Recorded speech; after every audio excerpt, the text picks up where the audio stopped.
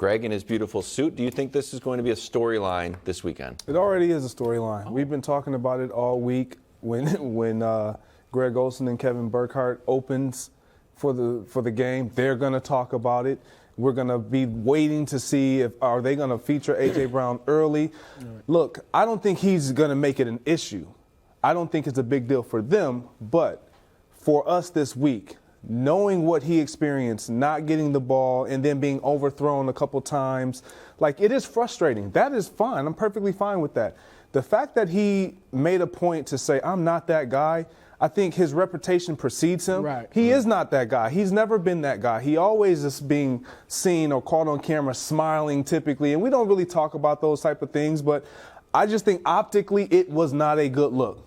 Period. This week, it was not a good look, especially when you're winning. But it goes to show that receivers, you're going to get labeled regardless if you're winning or you're losing. Stephon Diggs, they lose. He's like, what's up, Josh Allen?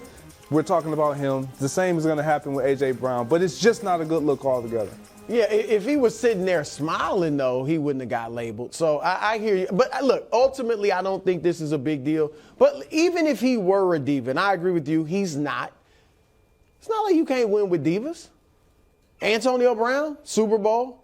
OBJ, Super Bowl. You can go back to Keyshawn Johnson, Super Bowl. Like, even if he were a diva, that doesn't mean you can't win. Now, he's not, and I think this will be nothing. I do think it was because he had 3 catches, 22 yards. Yeah. I don't like that, but I think that happens, Greg. Whether a guy does that in the locker room or whether he's doing it, on the playing field or the bench, it doesn't look good, but I think ultimately they get past it, and I think he could come out and have a big game. What if the 49ers want to push that storyline to the Wildes, forefront? America, Wildes has a few, anecdotes from his previous lives that he really loves. Yeah. One of them is a great one. Yeah. And involves Kobe. Oh, yeah. Well, if you it's story. a story that was written about in the... But you talked to him about it. Yeah, it was a story that was written about, and I was going to meet Kobe. We were doing a project with Kobe. And it was written about, I'm going to ask him about this story. And I think it where they were playing the Mavs, and somebody had signed a big contract, and somebody was due for the big contract. And Kobe and Phil Jackson came up with this plan to ice out the guy that hadn't gotten signed, and let the guy who just got paid get a bunch of buckets, and then watch the team kind of internally combust. And that was sort of their next level genius. So I asked him about that and proved that I had done my research.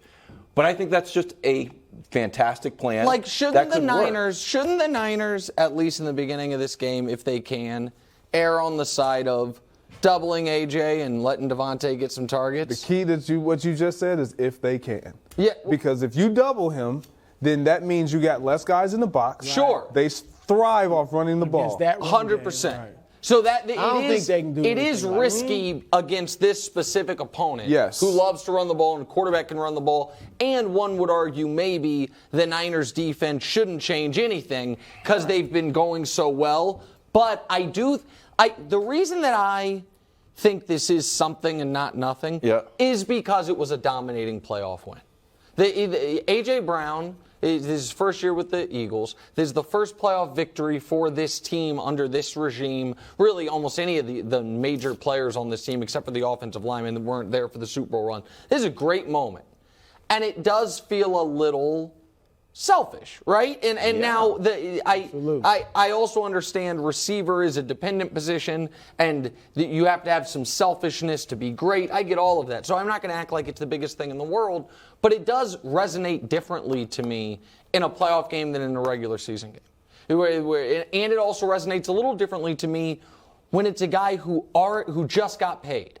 If it's a guy who's like a pending free agent, then maybe I get it a little bit more. But it's like you just got paid, you came here, you guys are winning, you're dominating, and you're that upset about the numbers. So it is something, if I were D'Amico Ryans this week, I would make sure my guys were aware of. Even if I'm not going to change my game plan, Wildes, maybe a little trash talk about it, maybe try to get in his head. Well, I'm sure they'll do that. But here's the thing, though. If you have a strong lead, I think the key to having a diva receiver, and he's not a diva, but just a guy that's disgruntled maybe, is a strong leader at quarterback. And obviously in Jalen Hurts, they have that. So that's why I think this won't become a big deal. Just quickly, Greg, because we're going to talk about Jalen Hurts. Do you think Jalen prioritizes getting him the ball to kind of put this stuff to rest and make him feel better? I do. There's no way you cannot think about, okay, let me try to get AJ involved, because he understands the earlier we get him involved, the better chances we have to impact this game and put this defense on their heels, period. If I was 49ers, you know what I would do? Block it.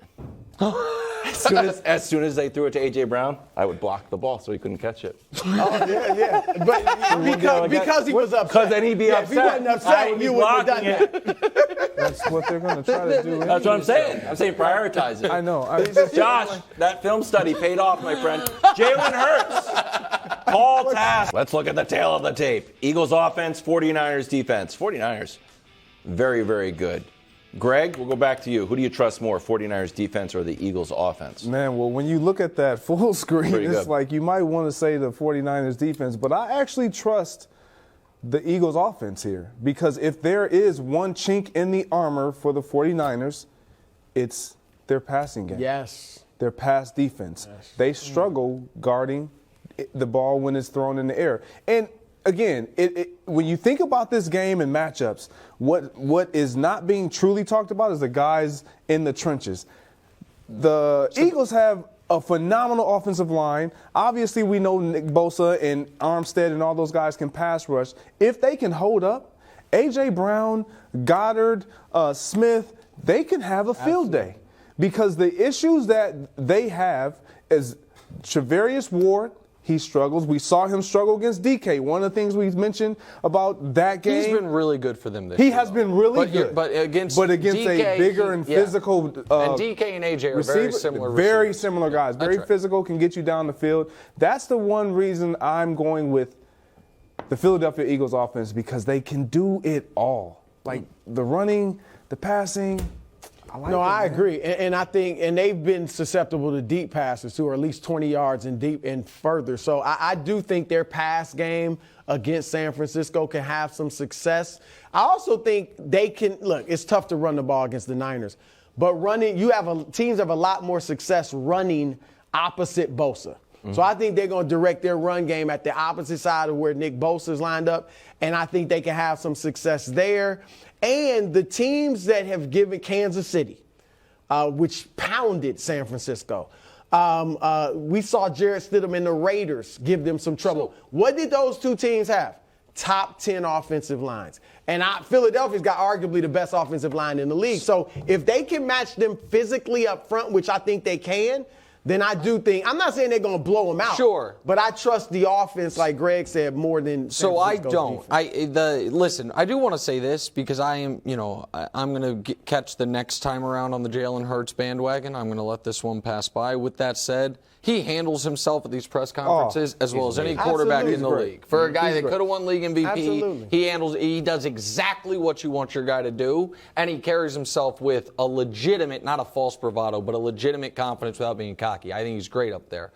I also think that the Eagles have the best offensive line in football, which is good because they're up against the best defensive line in football. And I think as smart as the Niners offense is under Shanahan, that defense under DeMeco Ryans has been doing brilliant stuff that they are allowed to do because outside of the D-line in that back seven, you have Warner and Hufanga, who I think this year have been the best at their positions respectively, and can kind of do a little bit of everything. The play you showed us in the Cowboys game where T.Y. Hilton's open, against any other middle linebacker in the league, Dak made the fine play. Correct. Because CeeDee Lamb is going to beat that guy, and Fred Warner goes step for step. My concern for Philly is this. They have not faced anything close to this Niners defense all year except for the Cowboys games. The Cowboys defense is not the Niners defense. And I know everyone throws out the Raider game, or brings up the Raider game, I should say. In the last 3 months, the Niners defense has dominated everyone except for that one Raider game. And I'm going to guess they took their foot off. They took them lightly. They're like, it's a backup quarterback for a team that's given up. And they got there. But when they've been locked in post-Chiefs game, I mean, they're forcing 2 turnovers a game, and the Eagles, that when they have lost this year, it's because of turnovers. I think the Niners defense is a juggernaut, and I think it's going to cause real problems for Philly. Yeah, you keep saying that, but for me, this this Eagles offensive line is legit. Oh, and I think it's the best in the league. everybody Best in the league, continues to talk about what the 49ers have been able to do and the Eagles' light record and all of that. The 49ers haven't played a whole lot of people either at the end of the season. And their struggle, their Achilles heel, again, they're 20th in pass yards per game. And I know we highlight the offensive line, and the reason why I like to highlight them is because it opens everything up. Like when you look in that wild card game, if we have this tape, Oh, okay. we have this tape. This is now, if you freeze it right here, man to man across the board. You got DK Metcalf, Charvarius Ward.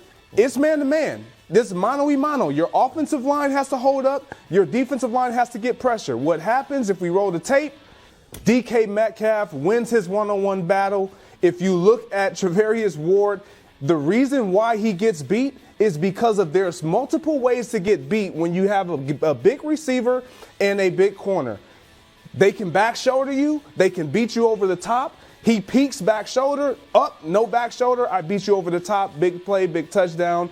DK has a huge game. This is what A.J. Brown can bring to the table. Yeah. This is why I think what we talked about earlier, it is a storyline. And you do need to try to get him the ball because if you can get them doing this early, it'll be a long day for that. And you secondary. got a great receiver on the other side, too. Exactly. So it's not like they can just focus on A.J. Brown. Why wasn't Ole Miss better when they had you DK know, Metcalf and A.J. Brown as their two who was receivers? quarterbacking? I don't know. Mac Jones maybe or something. I mean, national champion, undefeated. There's a problem. I don't know. Why wasn't Texas Tech better? Bengals, new big dogs of the They AFC. didn't have Comeback, DK wow. because they Very good comeback. That was good.